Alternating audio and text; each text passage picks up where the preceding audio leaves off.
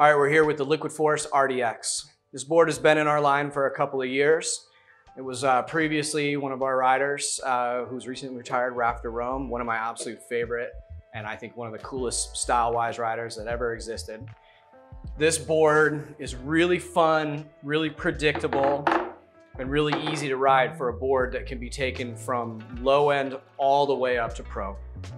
The great thing about this board is it's a mellow 3-stage rocker.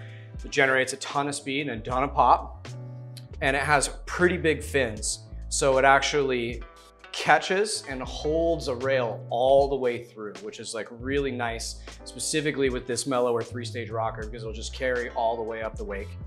We also round the rails here a little bit, make them a little bit rounder in between your bindings, which is gonna make this board transition a little bit slower than some of our higher end boards. But then we sharpen the rail towards the tip and the tail. So as you build speed on this board, it's gonna get going faster, faster, faster, and then really carry up off the top of the wake. This board has kind of a slighter, mellower inside concave.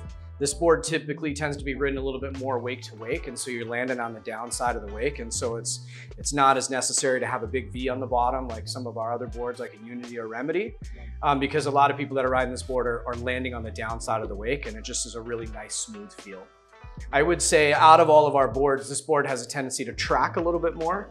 So if you like a board that really sticks to the water, that doesn't slip and slide around on the landing, the RDX is a really good option for you.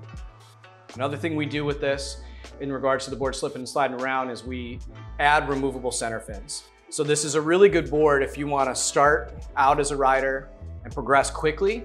This is a good board to start with because you can start with the center fins, you get comfortable, and then very quickly lose these center fins and start riding in more aggressively, faster fashion. Other than that, I mean, I think the graphics killer. I always have really liked this board. It's really fun to ride, and it's really fun to watch people progress on. Check yours out at liquidforce.com or your local pro shop.